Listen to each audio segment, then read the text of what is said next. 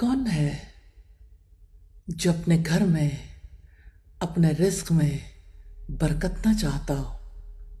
کتنے ہی لوگ ہیں جن کے لیے ان کے گھروں میں گنجائش ختم ہو جاتی ہے.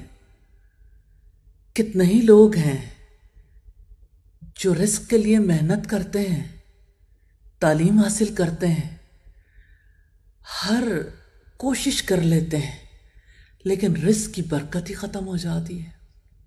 کتنے ہی لوگ ہیں جنہیں مال کثیر ملتا ہے، لیکن رزق کے اندر وہ برکت نہیں ہوتی، جس کی وجہ سے ہمیشہ ان کا ہاتھ تنگ ہی رہتا ہے. پیچھے کیا ہے؟ ہمارے گناہ، ہماری غلطیاں.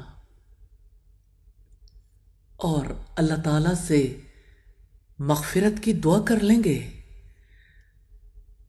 گھر کی وسعت کی دعا کر لیں گے، رزق میں برکت کی دعا کر لیں گے، تو انشاءاللہ تعالی گھر میں، گھر والوں کے دلوں میں بھی گنجائش بن جائے گی.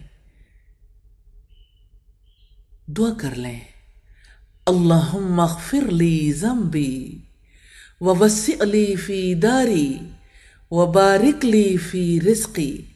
یا اللہ میرے گناہ معاف کر دے، میرے گھر میں وسعت پیدا کر دے، اور میرے رزق میں برکت عطا کر دے.